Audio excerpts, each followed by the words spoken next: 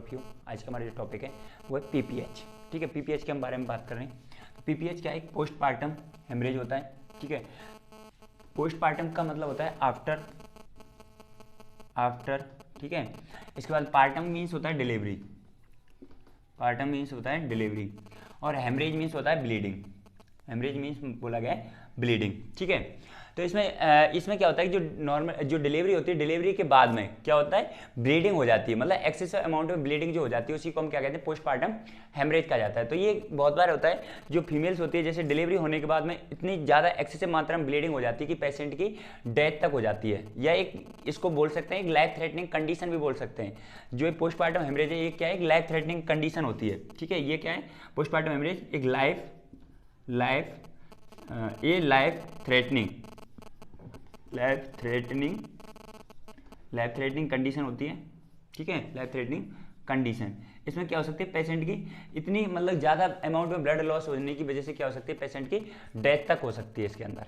ठीक है, तो इसके अंदर हम बात करें जो नॉर्मल डिलीवरी होती है, normal delivery.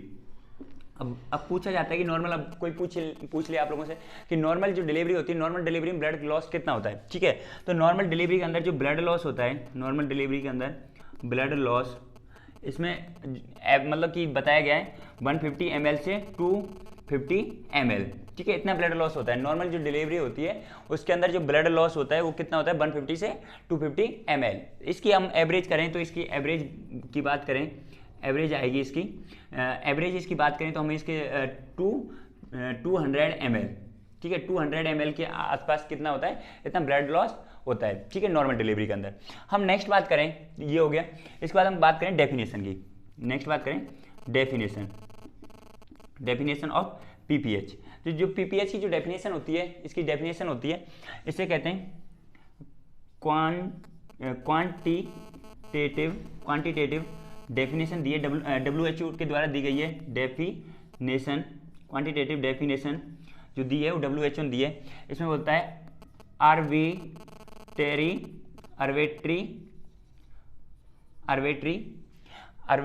And is related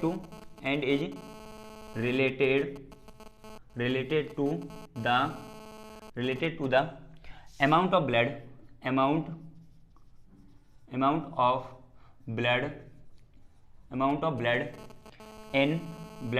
of blood loss in excess 500 ml, excess of 500 ml following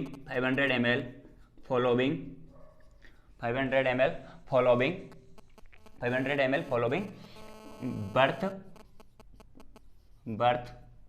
of the baby।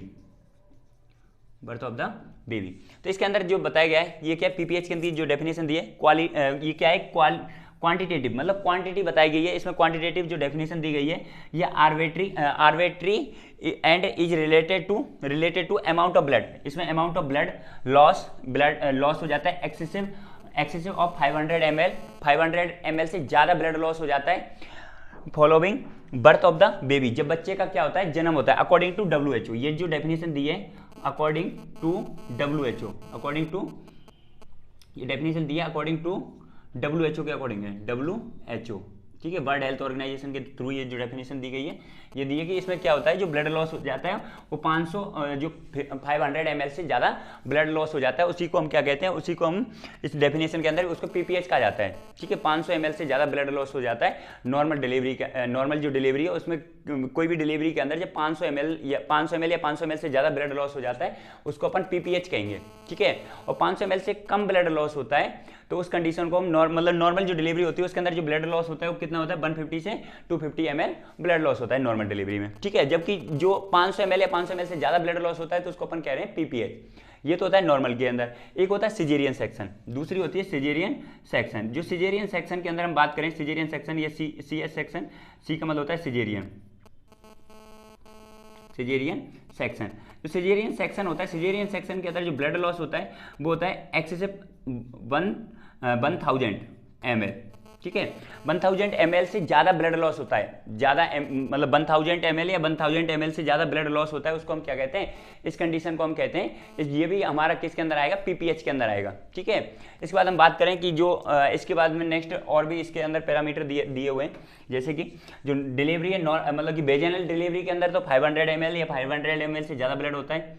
इसमें एवरेज दी गई है, average of blood loss, average of blood loss vaginal delivery, किसके द्वारा, vaginal delivery. Vaginal delivery के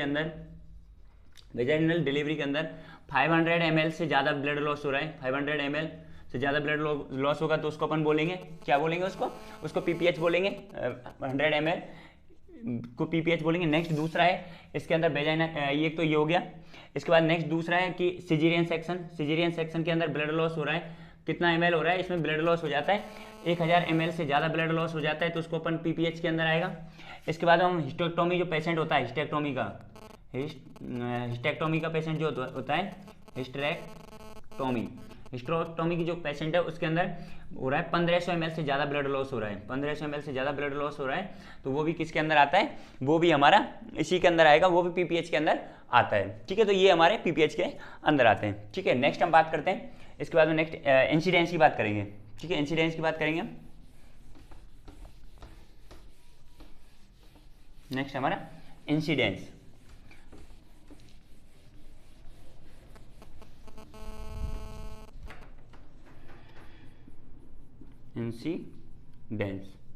incidence की बात करें कि ये जो इंसिडेंस होता है मतलब कितनी फीमेल्स में पाया जाता है, मतलब जैसे जो नॉर्मल जो डिलीवरी होती है, नॉर्मल डिलीवरी में कितनी % जो फीमेल्स होती है उनको पीपीएच की प्रॉब्लम होती है। तो इसमें बताया गया है, इंसिडेंस बताया गया है, incidence for 4 to 6% all delivery, मतलब ऑल जितनी भी जो नॉर्मल डिलीवरी होती है उनमें से 46% केसेज किसके पाए जाते हैं, ऑल डिलीवरी में पाए जाते हैं इतने केसेज, इंसिडेंस पाया जाता है। Incidence for 4 to 6% all delivery in women, जो वोमेन की जो डिलीवरी होती है, वोमेन की जो डिलीवरी हो रही है उनमें से 46% इंसिडेंस पाया जाता है। मतलब इतनी % फीमेल्स को, जैसे 100 फीमेल्स में से हम देखा जाए 100 फीमेल ली तो उनमें से 4 से 6 मतलब फीमेल्स होती है, उनको ये पीपीएच की घटना घटित होती है। ठीक है, इसके बाद हम नेक्स्ट बात करते हैं, ये इंसिडेंस हो गया। इसके बाद हम बात करते हैं कॉज की, तो कॉज की बात करेंगे, कॉज की बात करें हम, कॉज की, तो इसमें कॉज की बात करने से पहले हम टाइप की बात करेंगे इसमें। ठीक है, पीपीएच के टाइप्स, जो पीपीएच होता है, पीपीएच की टाइप की बात करूं मैं, पीपीएच की, तो पीपीएच टाइप्स ऑफ पीपीएच, जो पीपीएच होता है, पीपीएच को बोला गया है, पीपीएच जो होता है, पीपीएच मेनली मतलब कि पीपीएच को 2 टाइप में विभाजित किया गया है, इसको डिवाइड किया गया है, पीपीएच को 2 टाइप्स में विभाजित किया गया है। एक तो होता है depending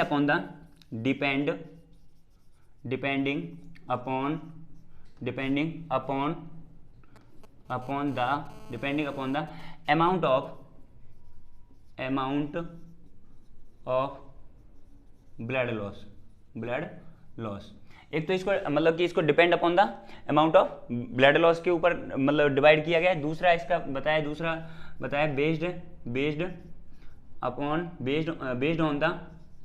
based on the time and duration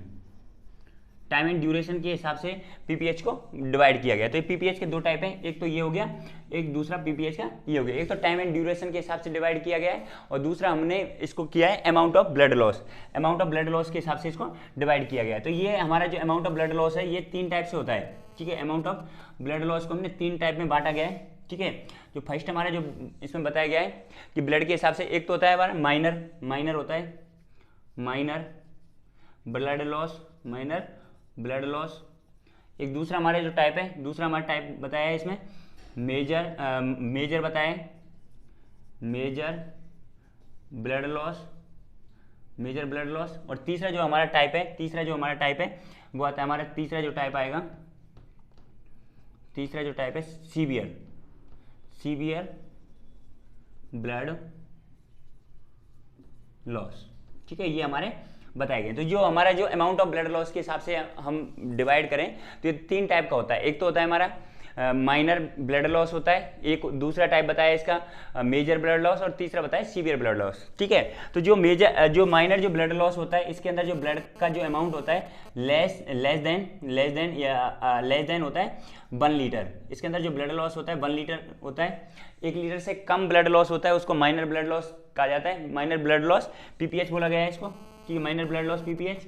दूसरा हमारा जो पीपीएच है, नेक्स्ट जो दूसरा टाइप है पीपीएच का वो बताया हमारा, जिसमें होता है greater than 1 litre, greater than 1 litre. 1 litre से ज़्यादा ब्लड लॉस हो रहा है उसको हम कहते हैं मेजर ब्लड लॉस पीपीएच। ठीक है, वो मेजर पीपीएच के अंदर आता है, मेजर पीपीएच कहते हैं उसको। ये आता है हमारा जो तीसरा टाइप है ब्लड लॉस का, इसमें पीपीएच के अंदर इसमें बताया गया है मतलब greater than 2 litre, greater than 2 litre मतलब 2 लीटर से ज़्यादा ब्लड लॉस हो जाता है उसको हम कहते हैं मेजर पीपीएच कहा जाता है। सॉरी, सीवियर पीपीएच बोलेंगे उसको, सीवियर ब्लड लॉस पीपीएच का ये टाइप है बेटा इसमें। और ये फर्स्ट है हमारा मेजर और दूसरा हमारा जो नेक्स्ट है माइनर। ठीक है, ये हमारे 3 टाइप का हुआ, माइनर, मेजर और सीवियर। इसके बाद हम नेक्स्ट बात करते हैं टाइमिंग एंड ड्यूरेशन के हिसाब से। टाइम एंड ड्यूरेशन के हिसाब से हम इसको ब्लड जो ये हमारा पोस्टमार्टम जो हेमरेज है इसको हम डिवाइड करते हैं। इसको डिवाइड किया गया है 2 टाइप में। ठीक है, एक तो होता है हमारा प्राइमरी पीपीएच होता है और दूसरा होता है हमारी सेकेंडरी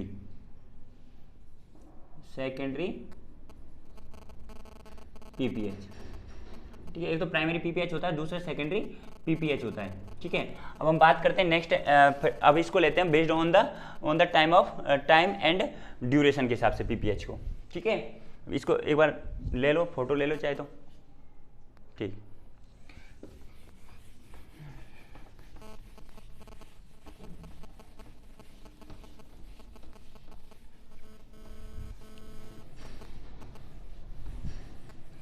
हमारा जो फर्स्ट, अब हम लेते हैं सेकंड नंबर को। तो जो हमारा पीपीएच था, पीपीएच को मेनली 2 पार्ट में डिवाइड किया गया। पीपीएच को जो पीपीएच बताया, एक तो प्राइमरी पीपीएच हम इधर वाले, दूसरा वाला था जो टाइम के हिसाब से था, टाइम एंड ड्यूरेशन के हिसाब से, टाइम एंड ड्यूरेशन पे जो डिपेंड था, based on the time and duration के हिसाब से जो हमारा पीपीएच का जो टाइप था उसकी बात करेंगे। तो एक तो होता है हमारा प्राइमरी पीपीएच होता है, प्राइमरी पीपीएच, और एक होता है सेकेंडरी पीपीएच, सेकेंडरी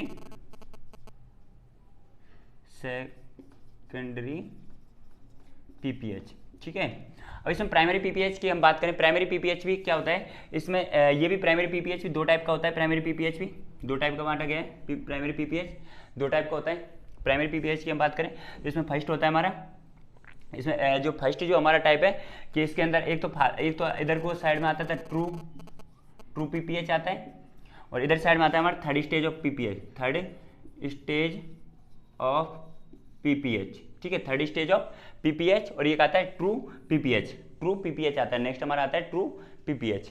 ठीक है बच्चों, तो इसमें हम बात कर रहे हैं जो हमारा जो first stage, third stage of PPH होता है, एक होता है ट्रू पीपीएच। ठीक है, अब हम बात करें कि जो हमारा थर्ड स्टेज ऑफ पीपीएच जो होता है, थर्ड स्टेज ऑफ पीपीएच, इसके बारे में बात करें तो इसमें क्या होता है कि इसमें हेमरेज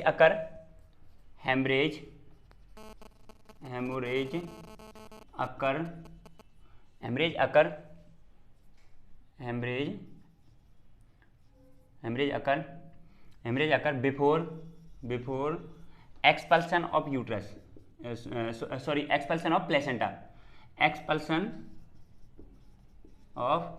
प्लेसेंटा। ये क्या होता है, इसमें हेमरेज या ब्लीडिंग हो जाती है, ब्लीडिंग अकर घटित होती है before the expulsion of placenta. Placenta expulsion होने से पहले इसमें ब्लीडिंग हो जाती है। ठीक है, उसको कहते हैं थर्ड स्टेज ऑफ पीपीएच कहा जाता है। एक होता है हमारा नेक्स्ट जो पीपीएच होता है, ये होता है हमारा ट्रू पीपीएच। जो ट्रू पीपीएच होता है ये हमारा हेमरेज होता है, haemorrhage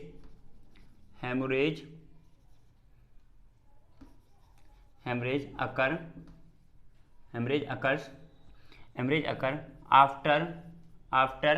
after expulsion of the placenta. इसमें जो पीपीएच होता है ये होता है हमारा मतलब आफ्टर, मतलब haemorrhage occur after expulsion of the placenta के होने के बाद ये पीपीएच होता है। ठीक है, तो इसके अंदर जो प्राइमरी जो पीपीएच होता है ये हमारा होता है विद इन 24 आवर्स। इसमें जो हेमरेज होता है, हेमोरेज, यहाँ पे चमक रहा है क्या, यहाँ पे लिख देता हूँ, haemorrhage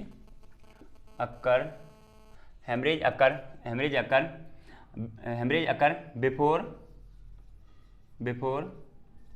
24 hours following expulsion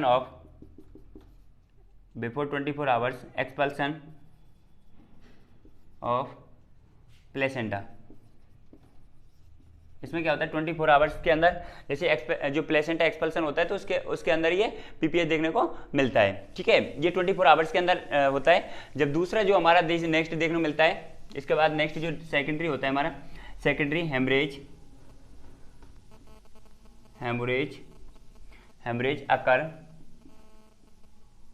occurs beyond या आफ्टर, बियॉन्ड या क्या कह सकते हैं आफ्टर 24 आवर्स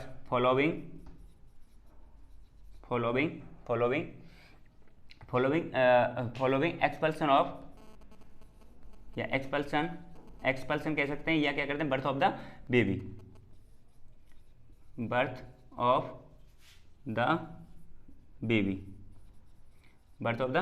और इसमें भी आप यही लिख low birth of the baby, following birth of the baby,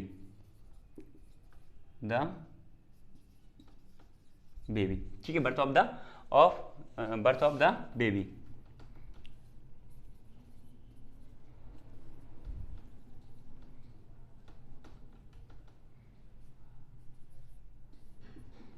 ठीक है, ये हुआ।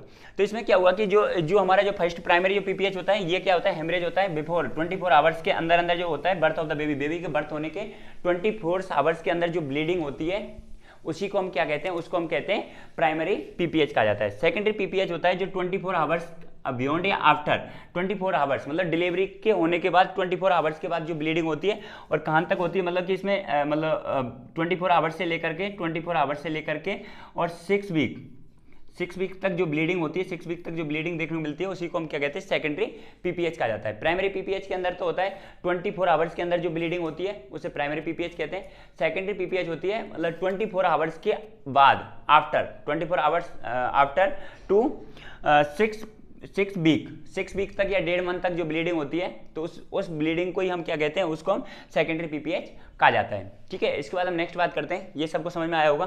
ठीक है, इसके बाद हम बात करते हैं जो प्राइमरी पीपीएच होता क्यों है और सेकेंडरी पीपीएच के क्या कॉज है, इसके कॉज की बात करेंगे। ठीक है, तो ये मेनली जो ये सेकेंडरी जो पीपीएच होता है, इसका मेन जो कॉज है, सेकेंडरी पीपीएच का जो कॉज देखने को मिलता है, इसमें होता है retaining of placenta, retaining of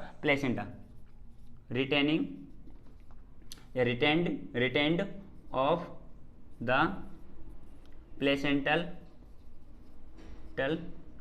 bits.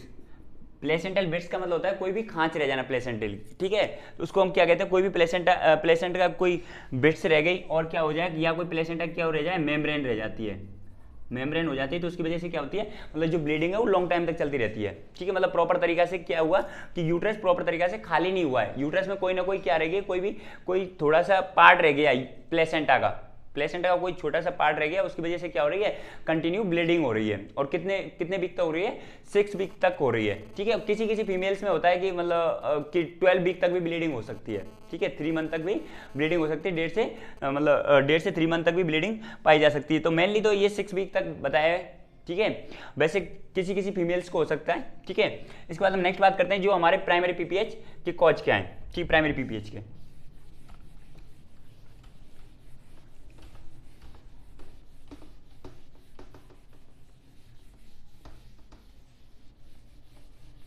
अब बात करें causes of primary PPH.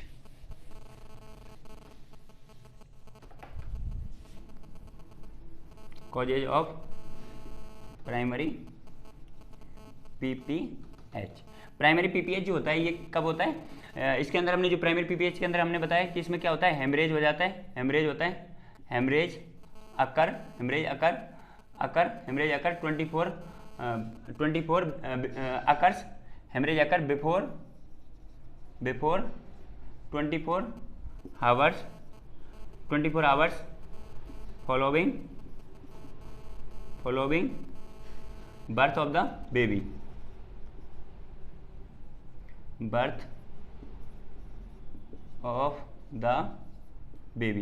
Baby होने के 24 आवर्स के बाद, मतलब कि इसमें बेबी का बेबी का जो बर्थ हुआ है, बर्थ होने के बाद 24 आवर्स के अंदर जो ब्लीडिंग होती है, ठीक है, उसी को हम क्या कहते हैं, उसी को हम प्राइमरी पीपीएच कहा जाता है। हेमरेज होना अकर बिफोर द 24 आवर्स, 24 आवर्स के से पहले, 24 आवर्स से पहले बर्थ ऑफ द बेबी का जो बर्थ हुआ है, बर्थ होने के 24 आवर्स से पहले जो ब्लीडिंग देखने को मिलती है, उसी को हम क्या कहते हैं, उसको प्राइमरी पीपीएच बोला जाता है। ठीक है बच्चों, प्राइमरी ऑफ पीपीएच उसको बोलते हैं हम। ठीक है, इसके अंदर हम बात करें प्राइमरी पीपीएच जो बताया हमने ये, तो प्राइमरी जो पीपीएच के अंदर जो बात की है, प्राइमरी पीपीएच के बहुत सारे कॉज होते हैं।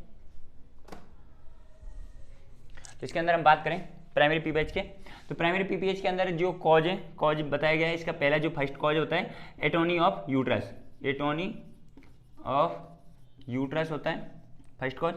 नेक्स्ट दूसरा कॉज बताया गया है इसका एटोनी ऑफ यूट्रस। इसके बाद नेक्स्ट है ट्रॉमा, नेक्स्ट कॉज है इसका ट्रॉमा। इसके बाद नेक्स्ट है इसका इसके मेनली 4 कॉज होते हैं। ठीक है, इसके बाद नेक्स्ट है इसका जो तीसरा कॉज है रिटेंड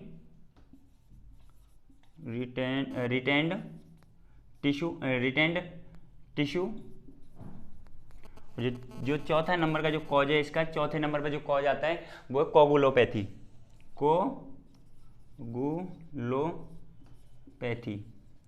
कोगुलोपैथी कह सकते हैं। ठीक है, या मतलब कि या क्या होता है, ये क्लॉटिंग फैक्टर की डेफिशिएंसी हो जाती है, deficiency of clotting factor, deficiency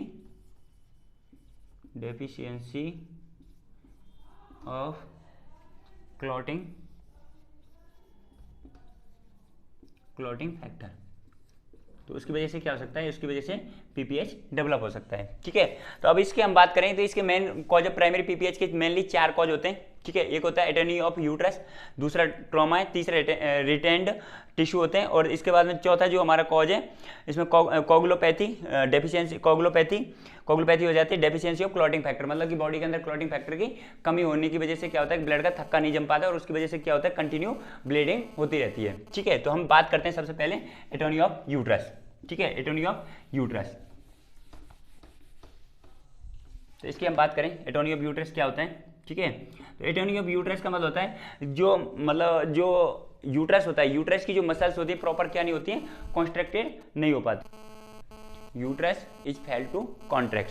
तो इसमें क्या होता है कि जो एटोनी ऑफ यूट्रस के अंदर बताया हमने, यूट्रस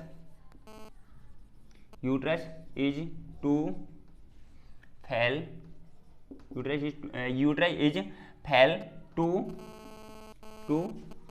कॉन्ट्रैक्ट आफ्टर birth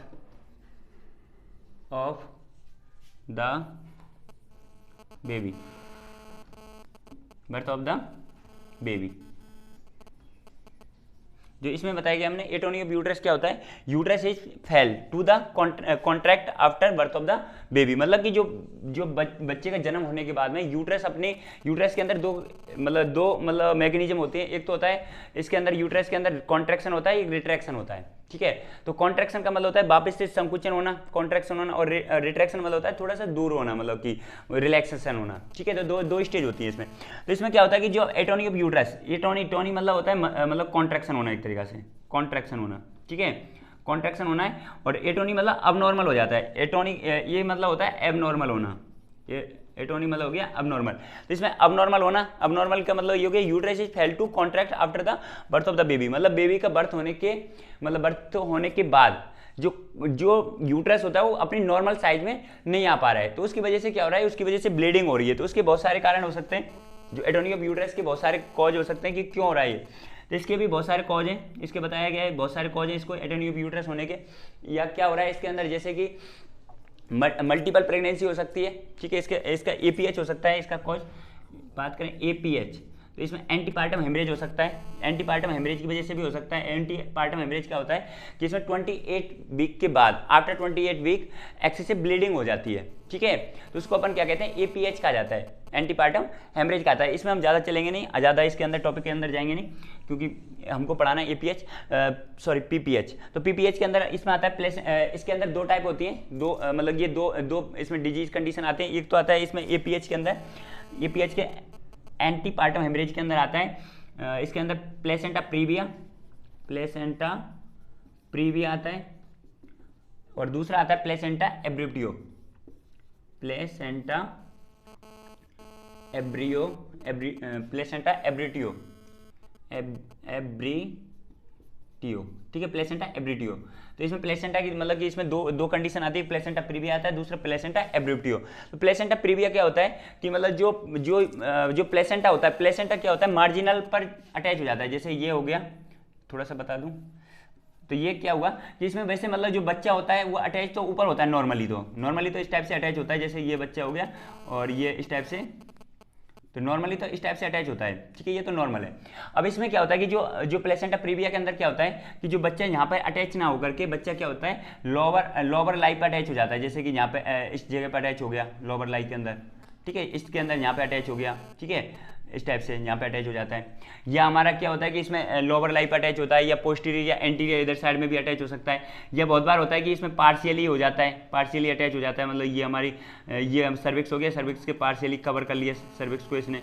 या बहुत बार होता है कि कंप्लीटली कवर कर लेता है, मतलब बच्चा है जो इस टाइप से जुड़ा हुआ है, जैसे ये बच्चा हो गया और ये इस टाइप से हुआ और इसने क्या कर लिया, इस टाइप से कवर कर लिया, पूरे मतलब सर्विक्स को कवर कर लिया है, ठीक है। जो हमारा इंटरनल ओएस जो सर्वाइकल ओएस होता है उसको पूरे को कवर कर लेता है, नीचे का जो सेगमेंट होता है लोअर सेगमेंट को पूरे को कवर कर लेता है ये, ठीक है, इस टाइप से जुड़ जाता है। तो बच्चा क्या होता है प्रॉपर तरीके से डिलीवरी नहीं हो पाती और धीरे धीरे क्या होता है ब्लड लॉस होता रहता है, ठीक है। एब्रिप्टियो के अंदर मतलब होता है, एब्रिप्टियो जो होता है प्लेसेंटा एब्रिप्टियो, इसके अंदर क्या होता है कि जो ये बच्चा जो इसमें जो एब्रिप्टियो की हम बात करें प्लेसेंटा एब्रिप्टियो, तो इस टाइप से ये सेम है।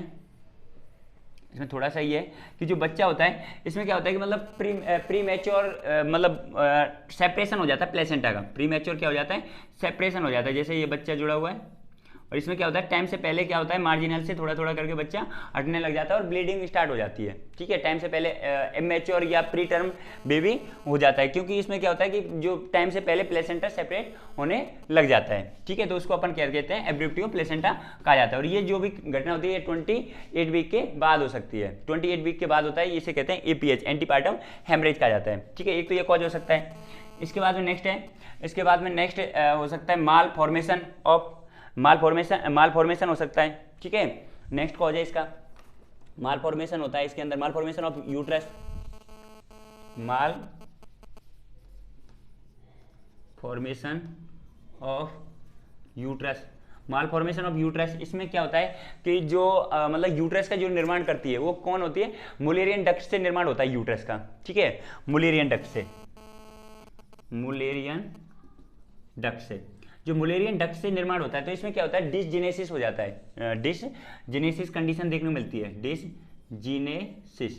तो डिसजेनेसिस क्या होता है, जेनेसिस मतलब होता है फॉर्मेशन होना, ठीक है, और डिस मतलब होता है एबनॉर्मल।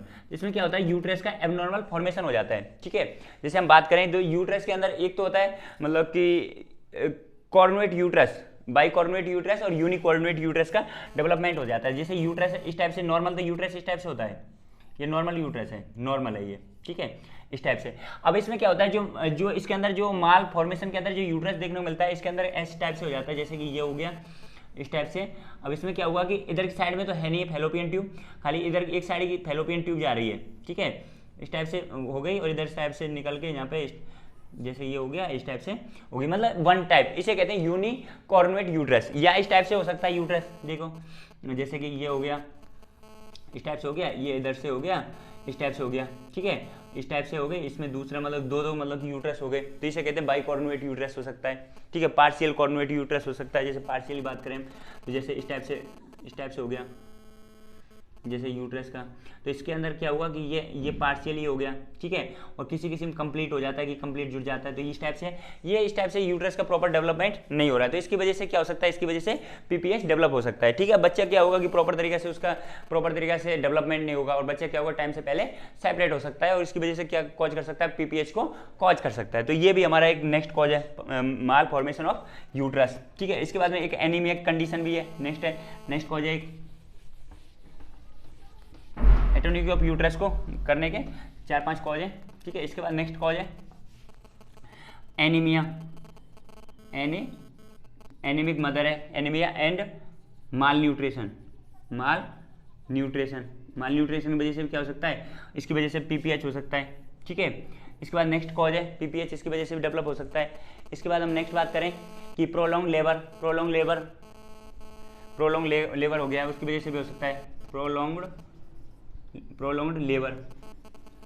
अब क्या हुआ है, इसमें प्रोलॉन्ग लेबर हो गया है, लेबर का टाइम बढ़ गया है, मतलब इसमें हो गया 18 आवर से ज़्यादा हो गया है, 18 आवर से ज़्यादा हो गया। तो उसकी वजह से क्या हो सकता है, जो वहाँ की जो मसल्स होती है, अभी इसमें वापस से जो मसल्स है प्रॉपर तरीके से क्या हो रही है, कॉन्ट्रैक्शन रिलैक्शन हो रही है, तो प्रॉपर तरीके से हो रही है नॉर्मल में। तो अभी इसमें क्या होगा, जब प्रोलॉन्ग लेबर चलेगा तो उसमें क्या होंगी, मसल्स से फैटिक हो जाएंगी, थक जाएंगी मसल्स, तो उसकी वजह से क्या होगा, इसके अंदर जो पीपीएच हो एटोनिक ऑफ यूट्रस को कॉज कर सकता है, इन्फेक्शन की वजह से हो सकता है, ये इन्फेक्शन की वजह से डेवलप हो सकता है, ठीक है। इसके बाद नेक्स्ट बात करें हम, ठीक है। नेक्स्ट जो हमारा 5वें नंबर पे जो नेक्स्ट कॉज दे रखा है हमारा, इसके अंदर नेक्स्ट है over distension of the uterus, over distension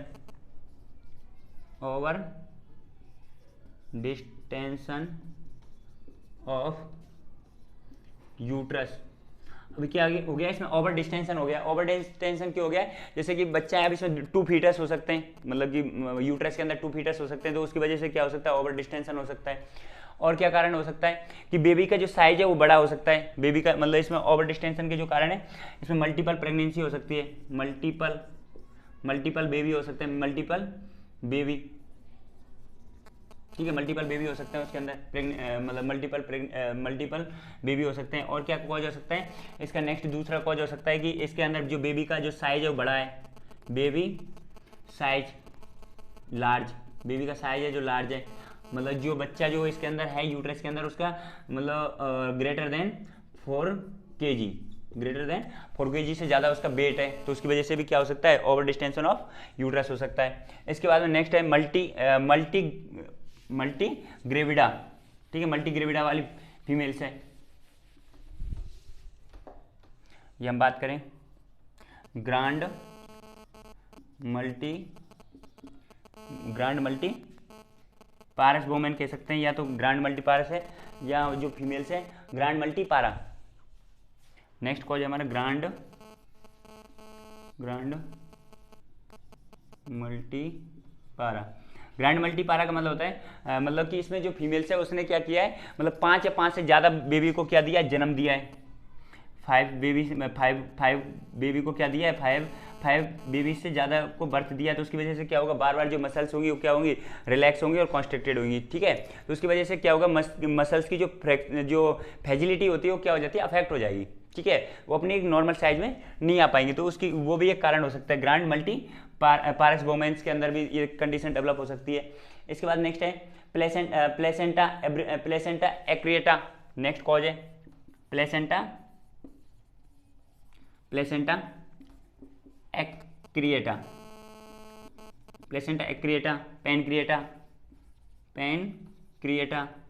placenta पेनक्रिएटा, इस टाइप से। अब ये बहुत सारे कारण हो सकते हैं। एक्रिएटा मतलब होता है प्लेसेंटा की जो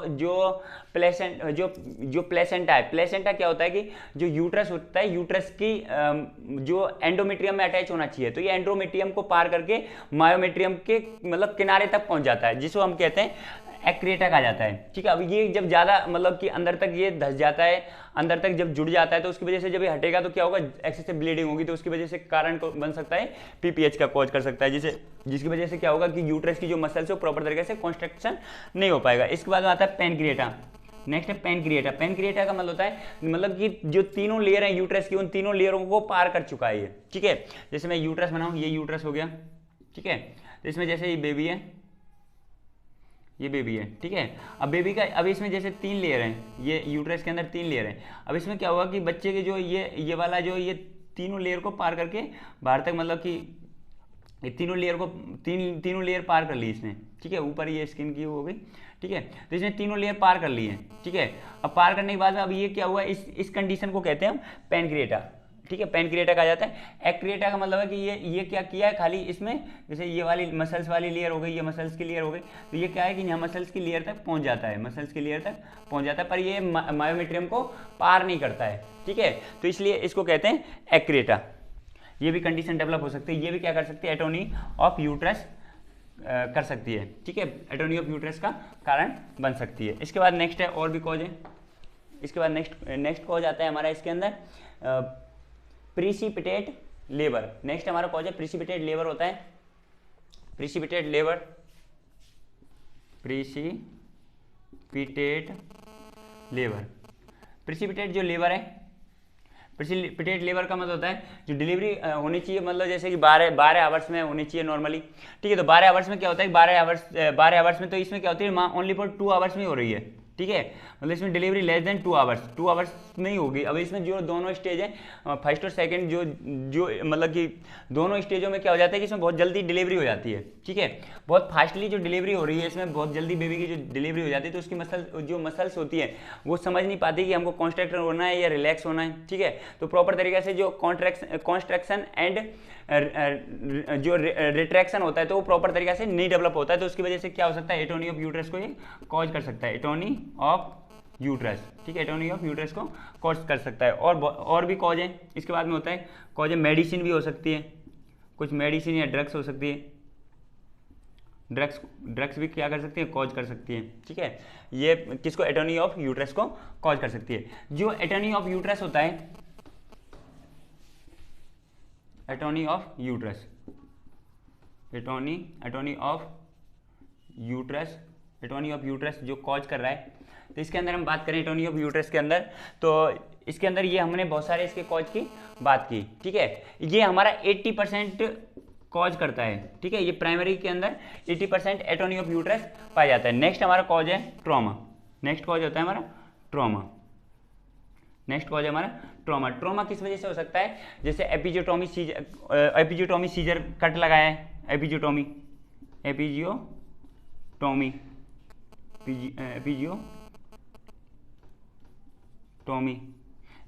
की है, उसकी वजह से क्या हो सकता है, उसकी वजह से इंसिजन हो सकता है, ठीक है। एपिजियोटोमी इंसिजन की वजह से क्या, किसको कॉज कर सकता है, एपिजियोटोमी कट लगाए तो उसकी वजह से पीपीएच को कॉज कर सकता है आगे चल करके, ज़्यादा मतलब कट जाए, यूट्रस तक पहुंच जाए वो, ठीक है। इसके बाद में क्या हो गया, मतलब कि इसके बाद ये कॉज हो गया। इसके बाद नेक्स्ट है इंस्ट्रूमेंटल डिलीवरी है, उसकी वजह से हो सकता है trauma. Instrumental delivery, instrumental delivery हुई है, उसकी वजह से भी कॉज हो सकता है, इंस्ट्रूमेंट के द्वारा ज़्यादा पीपीएच, उसकी वजह से पीपीएच डेवलप हो सकता है। तो ये हमारा कॉज करता है, मतलब कि ये करीब 10 से 15% कॉज करता है, ठीक है, 10 से 15%। इसके बाद नेक्स्ट हमारा नेक्स्ट आता है रिटेंड टिश्यू, और क्या कह सकते हैं, रिटेंड टिश्यू या मेम्ब्रेन क्या होगी, यूट्रस के अंदर रहेगी, तो उसकी वजह से भी क्या हो सकती है, ब्लीडिंग हो सकती है। ये भी क्या करता है, इसकी वजह से कुछ टिश्यू मतलब रह जाएं, बिट्स ऑफ प्लेसेंटा क्या हो जाएं, कुछ बिट्स रह जाएं, बिट्स ऑफ प्लेसेंटा की बिट्स रह जाती है इन यूट्रस के अंदर कोई भी पार्ट रह जाता है, तो उसकी वजह से भी क्या हो सकती है, ब्लीडिंग हो सकती है, ठीक है। इसके बाद जो चौथा कॉज है हमारा वो आता है थ्रम्बिन। नेक्स्ट जो कॉज होता है वो थ्रम्बिन कॉज होता है। थ्रम्बिन मतलब कोई भी फीमेल से जिसमें क्या होते हैं, जो हमारे जो क्लॉटिंग फैक्टर उनकी क्या होती है, डेफिशिएंसी हो जाती है, इसमें डेफिशिएंसी ऑफ क्लॉटिंग फैक्टर, जो क्लॉटिंग फैक्टर होते हैं उनकी डेफिशिएंसी हो सकती है, या कोगुलोपैथी है पहले से, मतलब कि प्रॉपर तरीके से, मतलब जैसे कि हीमोफीलिया जैसी बीमारी से माँ सफ़र कर रही है, तो उस पेशेंट में क्या हो सकती है, उसके अंदर थ्रोम्बिन की वजह से क्या नहीं हो पाता है, उसके अंदर प्रॉपर तरीके से कॉन्ट्रैक्शन नहीं हो पाता है यूट्रस के अंदर, ठीक है।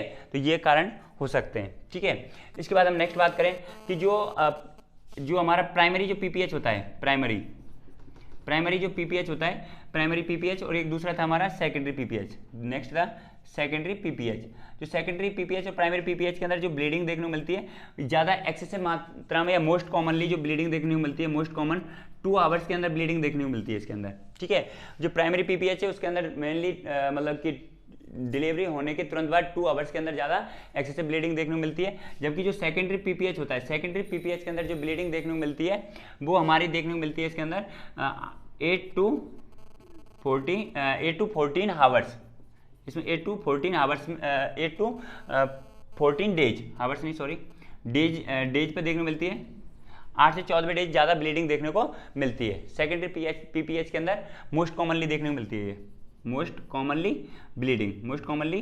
जो ब्लीडिंग देखने को मिलती है वो देखने को मिलती है 8 से 14 दिन ज़्यादा देखने को मिलती है। जबकि इसके अंदर जो ब्लीडिंग होती है मोस्ट कॉमन जो ब्लीडिंग देखने को मिलती है वो 2 आवर्स के अंदर ब्लीडिंग देखने को मिलती है। इसके बाद हम नेक्स्ट बात करते हैं डायग्नोसिस।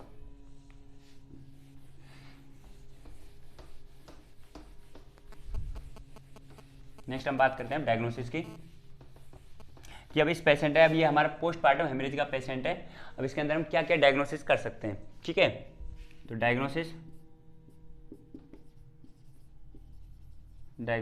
ठीक है। अब इसमें डायग्नोसिस ऑफ पीपीएच, ये डायग्नोस्टिक इवैल्यूएशन हम क्या क्या करवा सकते हैं इसके अंदर हम करवाएंगे पेशेंट के सबसे पहले क्या करेंगे physical history collection and physical examination. History collection and physical examination करेंगे। ये सबसे पहले हम मोस्ट कॉमनली करते हैं, ठीक है। इसके बाद हम नेक्स्ट क्या करेंगे, जो पेशेंट आ रहा है तो इस पेशेंट के अंदर क्या करवाएंगे हम यूएसजी करवाएंगे। क्या करवाएंगे यूएसजी मतलब होता है अल्ट्रासोनोग्राफी करवाएंगे पेशेंट के अंदर। इसके बाद हम नेक्स्ट देखेंगे जैसे कि इसमें क्लॉटिंग टाइम देखेंगे, क्लॉटिंग टाइम, इसमें क्लॉटिंग टाइम करवाएंगे, पीटी करवाएंगे, इसमें पीटी प्रोथ्रोम्बिन टाइम, एटी, इसके बाद में पीटीटी करवा देंगे इसके अंदर, ठीक है।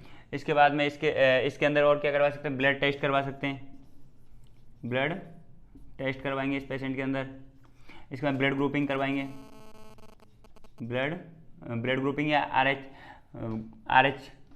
एच फैक्टर या R H grouping, R H group करवाएंगे, R H blood grouping check कर सकते हैं, ठीक है। ये सारी चीज़ हमें इसके अंदर करवा सकते हैं, ठीक है। Thank you guys. अब नेक्स्ट वीडियो आएगी उसमें हम मैनेजमेंट समझाएंगे। Thank you.